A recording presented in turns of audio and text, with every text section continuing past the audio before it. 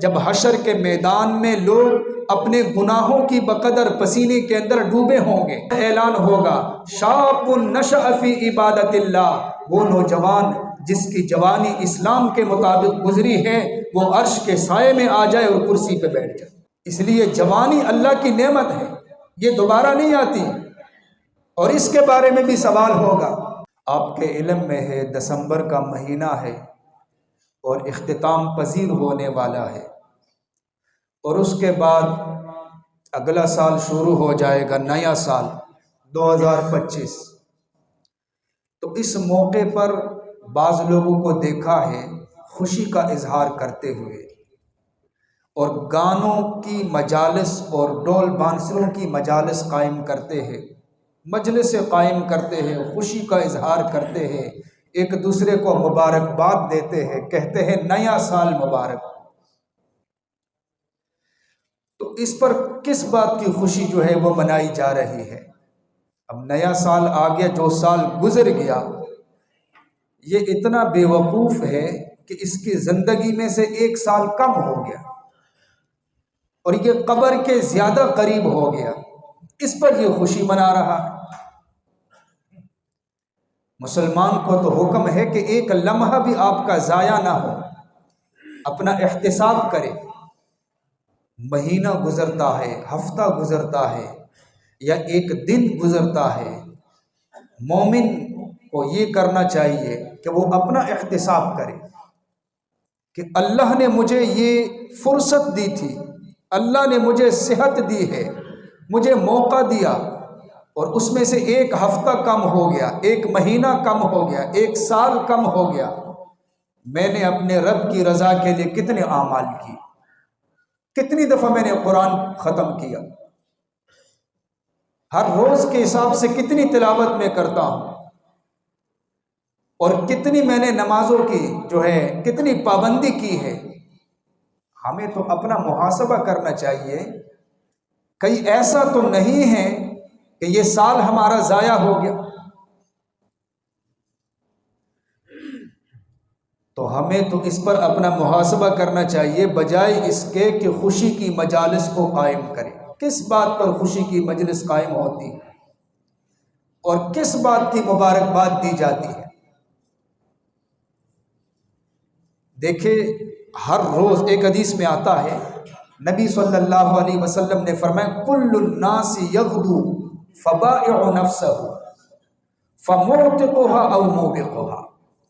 ہر بندہ جب صبح اپنے گھر سے نکلتا ہے تو اس کا نفس ایک سرمایہ ہے، وہ اپنے سرمایہ کو تجارت میں لگاتا ہے، اس کے پھر دو شکلیں بنتی ہے، یا تو تباہی کا راستہ اس کے لیے ہموار ہو جاتا ہے، اور یا نجات کا راستہ وہ اپنے لیے ہموار کرتا ہے۔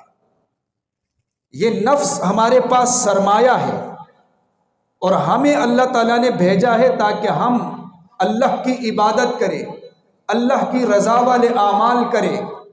اگر ہمارا دن اللہ کی عبادت میں گزرتا ہے اور اللہ کی رضا والے اعمال میں گزرتا ہے تو گویا کہ ہم نے فائدہ کما لیا اور راہ نجات کی طرف ہم گامزن ہیں۔ لیکن اگر وہ دن گناہوں میں گزرتا ہے تو اس کا مطلب ہم جہنم کے راستے پہ گامزن ہیں۔ اسی طرح ہمارا ہفتہ، مہینہ، سال یہ کس طریقے سے گزر رہے ہیں؟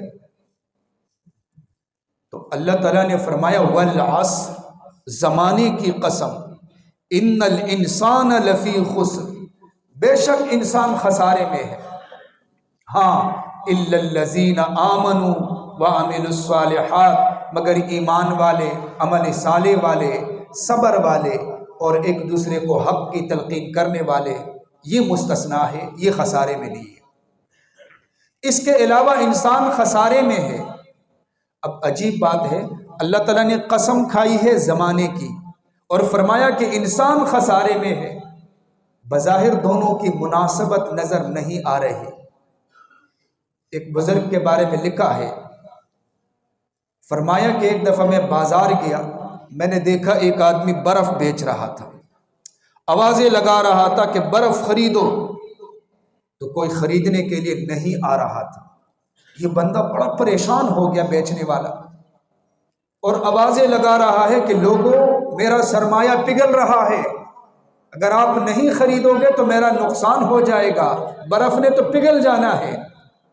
وہ بزرگ فرماتے ہیں کہ جب میں نے اس کی تڑپ کو دیکھا اور پریشانی کو دیکھا تو سورۃ العصر کی تفسیر مجھے سمجھ میں آ گئی کہ جیسے کہ وہ برف والا پریشان تھا کہ اگر کوئی خریدے گا نہیں اور اس کے مقابلے میں مجھے کچھ ملے گا نہیں تو برف پگھل جائے گی، ختم ہو جائے گی، میں خسارے میں گر پڑوں گا۔ اسی طرح اللہ نے ہمیں سرمایہ دیا ہے، ہمارا نفس ایک سرمایہ ہے۔ اللہ کا حکم ہے، صبح ہوتی ہے، سورج طلوع ہوتا ہے، صبح کے وقت اللہ کی نعمتوں کی بارش ہوتی ہے، اللہ نے ہمیں صحت دی ہے، ہم سانسیں لے رہے ہوتے ہیں، آنکھوں کو استعمال کرتے ہیں، کانوں کو استعمال کرتے ہیں، زبان کو استعمال کرتے ہیں اور اپنی مرضی کے مطابق قدم اٹھاتے ہیں، یہ سرمایہ ہے۔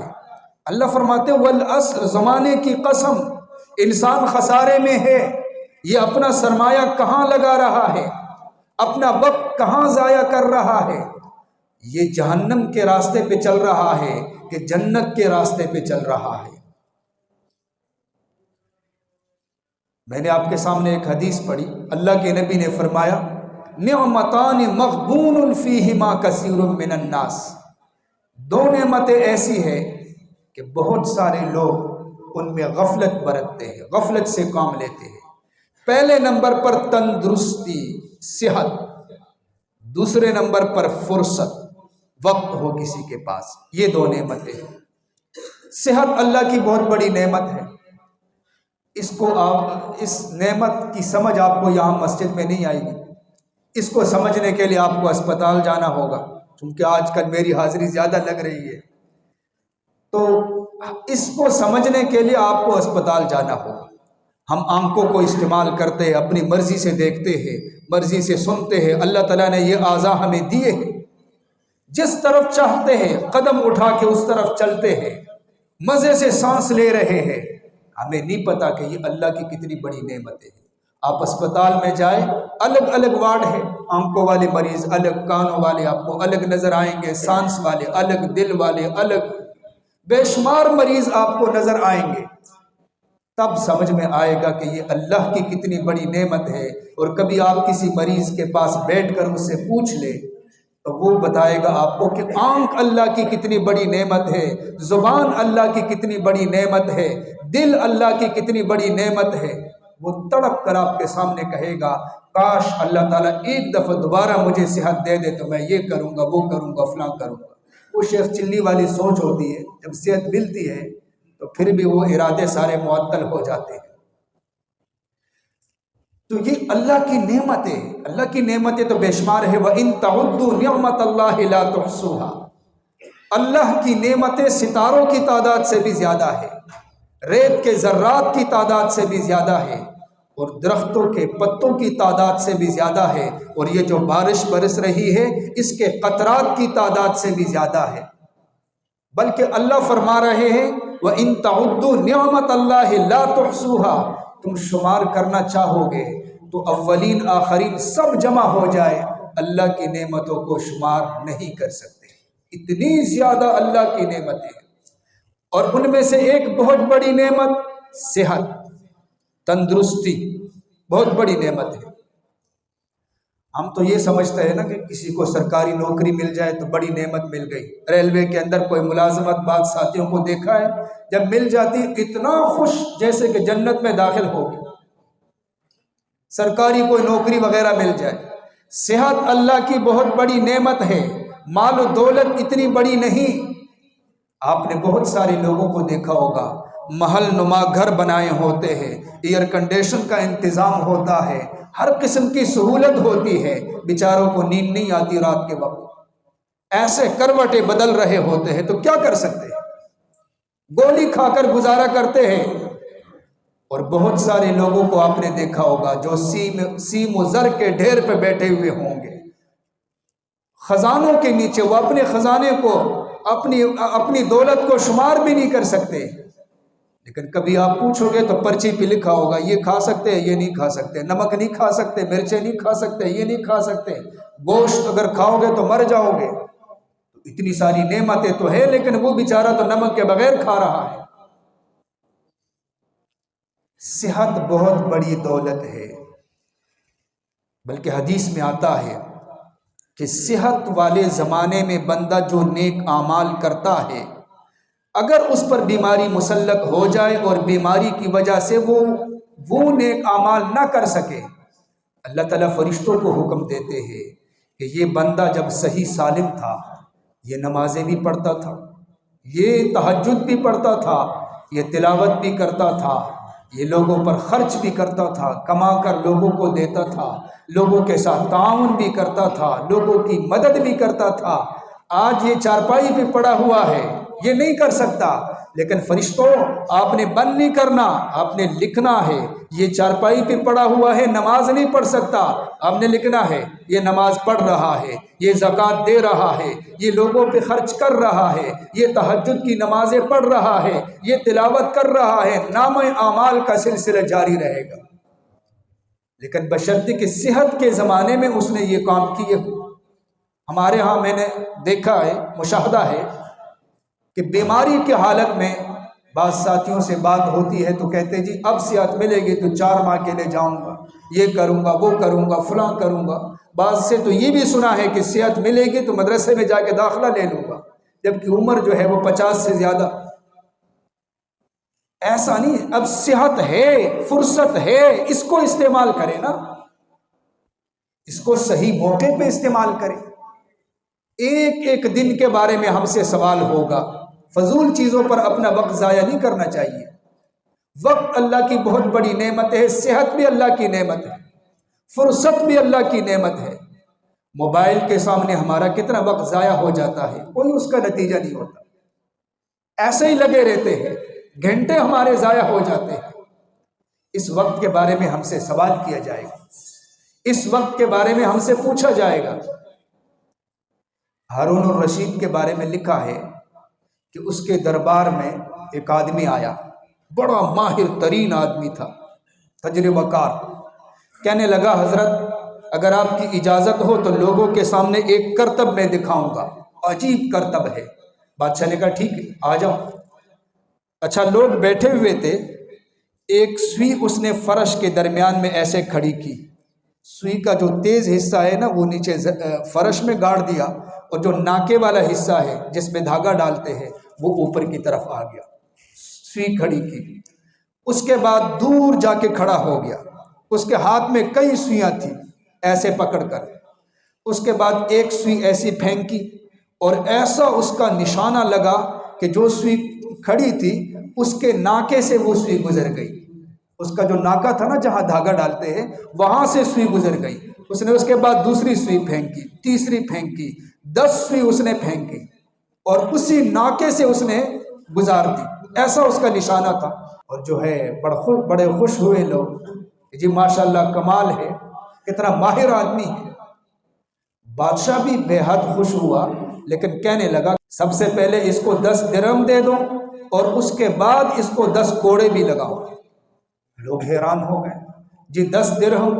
فرمایا 10 درہم اس لیے کہ کتنا ماہر آدمی ہے، عجیب اس کا نشانہ ہے غضب کا۔ کہا جی 10 کوڑے؟ کہا 10 کوڑے اس لیے لگاؤ کہ فضول کام پر اس نے اپنا وقت ضائع کیا ہے، اس کا کیا فائدہ ہے نشانہ مارنا، سوئی کو کھڑا کر کے اس کے بعد نشانہ مارنا، اس کا فائدہ کیا ہے؟ اس لیے اس کو 10 کوڑے بھی لگاؤ۔ تو وقت قیمتی ہے، صحت بھی قیمتی ہے، یا دنیا کا فائدہ ہو یا آخرت کا فائدہ ہو۔ ہمارے یہاں ہم نے دیکھا یہ جو گلی ہے نا اس کے اندر بھی کناروں پہ بیٹھے ہوتے ہیں، رات کے وقت یہ مجلس زیادہ گرم ہوتی ہے، واش روموں کے ساتھ ٹیک لگا کر، یہاں سے بدبو بھی آتی ہے اور یہ مزے سے بیٹھے ہوئے مست ہیں۔ ان کو نہیں پتا کہ یہ نالی کے اوپر ہم بیٹھے ہوئے یا نالی کے اندر بیٹھے ہوئے ہیں، اور موبائلوں میں اور کانوں کے اندر وہ لگایا ہوتا ہے اور اس کو پتہ نہیں واللہ عالم کیا سن رہے ہوتے ہیں۔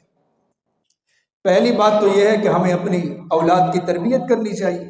رات کے وقت اگر کسی کی اولاد گھر میں نہیں ہے، کوئی بیٹا جو ہے وہ نہیں ہے، حاضر نہیں ہے، پوچھنا چاہیے بھائی کہاں ہے وہ۔ ہم یہ کہتے ہیں جی ہمارا ماحول ٹھیک ہو جائے، معاشرہ ٹھیک ہو جائے، محلہ ٹھیک ہو جائے، یہ ہم خود ٹھیک کریں گے، ایسا نہیں ہو سکتا کہ باہر کا کوئی بندہ آئے اور ان کو وہاں سے بھگائے، ایسا نہیں ہو سکتا، وہ تو کسی کی بات بھی نہیں مانیں گے جب تک اپنے گھر والے تربیت نہیں کریں گے۔ اور یہاں مسجد میں یا کہیں کھڑے ہو کر اس قسم کا شکوہ کرنا یہ بڑی بے وقوفی ہے کہ محلے میں یہ ہوتا ہے، یہ ہوتا ہے، تو آپ خود ٹھیک کرو گے، ہم خود ٹھیک کریں گے، کوشش کریں گے، اولاد کی تربیت کریں گے تو یہ نتیجہ ہمارے سامنے نہیں آئے گا۔ رات کو 12 بجے تک آپ کبھی باہر نکلیں، اور بے وقوفی سے بڑھ کر اور جہالت سے بڑھ کر کیا بات ہو سکتی ہے کہ قبرستان بھی آپ کو آباد نظر آئے گا، قبروں کے دائیں بائیں بھی بیٹھے ہوئے ہوں گے اور موبائل چلا، پتہ نہیں موبائل میں کیا ہے جو ان کو مل رہا ہے، اس پر اپنا وقت ضائع کر رہے۔ یہ اللہ کی نعمت ہے، اللہ اس کو سلب کر سکتے ہیں، فرصت کو بھی سلب کر سکتے ہیں، صحت کو بھی سلب کر سکتے ہیں۔ قیامت کے دن سب سے پہلے بندے سے یہی سوال ہوگا عمر کے بارے میں، وہ قدم نہیں اٹھا سکے گا، جگہ سے ہل بھی نہیں سکے گا جب تک ان سوالوں کا جواب نہیں دے گا۔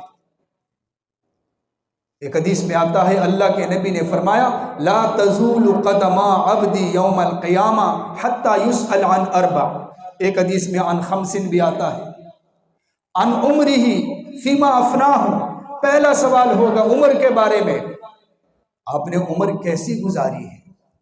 اللہ کی طرف سے ایک نعمت تھی، اللہ کی طرف سے ایک عطا تھی، 30 سال 40 سال 50 سال 60 سال 70 سال، اس امت کی تو عمر بھی کم ہے، پہلی امتوں کے اندر ایسا نہیں تھا۔ حضرت نوح علیہ السلام نے تو 950 سال صرف دعوت کا کام کیا تھا، لیکن اس امت کے بارے میں 60 سے 70، شاذ و نادر 70 سے آگے، یہی عمر ہے۔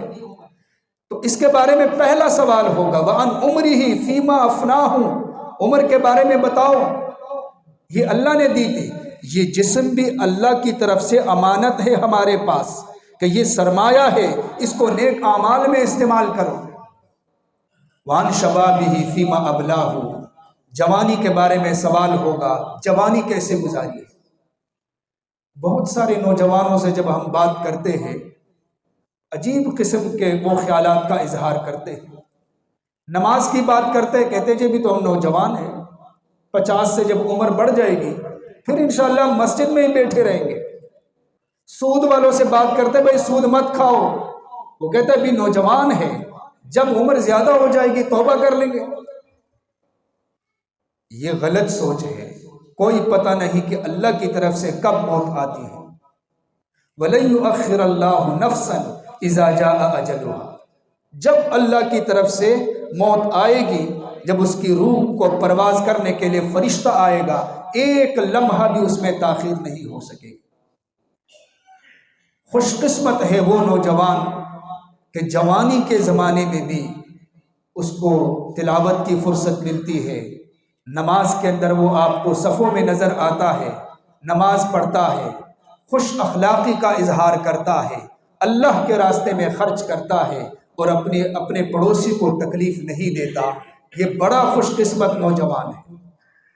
اور اس کو تب پتہ چلے گا جب حشر کے میدان میں لوگ اپنے گناہوں کی بقدر پسینے کے اندر ڈوبے ہوں گے اور اللہ کی طرف سے اعلان ہوگا شاب نشأ فی عبادت اللہ، وہ نوجوان جس کی جوانی اسلام کے مطابق گزری ہے وہ عرش کے سائے میں آ جائے اور کرسی پہ بیٹھ جائے۔ اس لیے جوانی اللہ کی نعمت ہے، یہ دوبارہ نہیں آتی، اور اس کے بارے میں بھی سوال ہوگا وَعَنْ مَالِهِ مِنْ أَيْنَ اكْتَسَبَ وَفِيمَ أَنْفَقَ، مال کے بارے میں سوال ہوگا کہاں سے اس کو کمایا تھا اور کہاں اس کو خرچ کیا، حرام ذرائع سے کمایا تھا یا حلال ذرائع سے۔ مال کمانا کمال نہیں ہے، حلال ذرائع سے کمانا اس کا حکم ہے، یہ نہیں کہ وہ سود کے ذریعے سے کمانا شروع کرے، رشوت کے ذریعے سے، جوئے کے ذریعے سے، اس کی اجازت نہیں ہے۔ اور پھر آگے جس کے پاس مال ہے اس نے مال کو کہاں خرچ کیا، یہ بھی سوال ہوگا۔ اور اگلا سوال ہوگا جس کے پاس جتنا علم ہے اس نے اپنے علم پر کتنا عمل کیا۔ یہ تو سب کو پتہ ہے نا کہ نماز فرض ہے، یہ بھی سب کو پتہ ہے کہ جھوٹ بولنا گناہ ہے، اور یہ بھی سب کو پتہ ہے کہ غیبت اور چغلخوری گناہ ہے، لیکن ہمیں اس کا پتہ بھی ہے کہ شریعت میں یہ گناہ ہے، پھر بھی اس میں ہم ملوث ہیں۔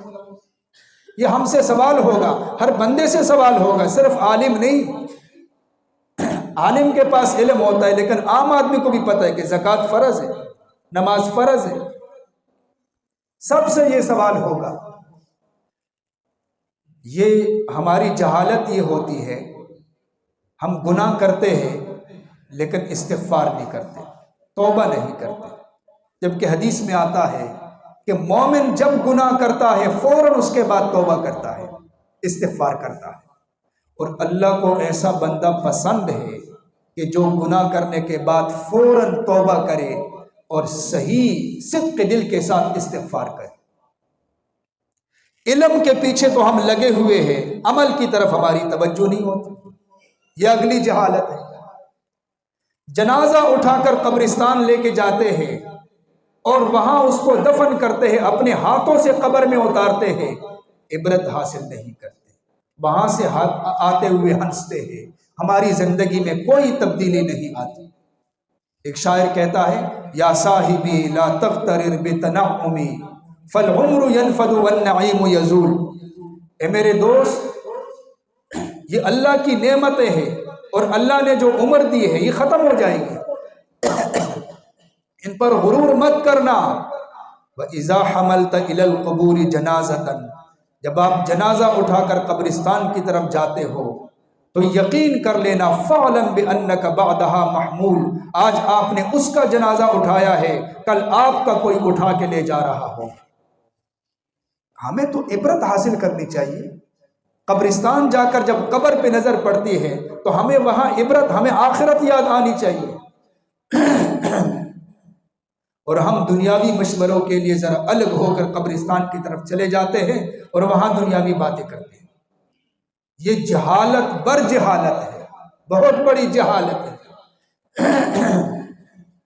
اس لیے ہمیں اپنا محاسبہ کرنا چاہیے۔ صرف یہ بات نہیں ہے کہ سال ختم ہو گیا، سال اگلا شروع ہو گیا، 2025واں سال جو ہے وہ شروع ہو گیا تو بس خوشی کی بات ہے۔ اس میں کون سی خوشی ہے؟ اپنا محاسبہ کریں۔ ایک سال ہم نے ضائع کر دی، اور اللہ تعالیٰ نے ہماری خدمت کے لیے سورج لگایا ہے، وہ اپنے ٹائم پہ نکلتا ہے، غروب ہوتا ہے، ہوائیں ہیں، بارش ہے، اور ساری کائنات ہماری خدمت کے لیے ہے۔ ہماری ذمہ داری اللہ کی عبادت، اللہ کی عبادت۔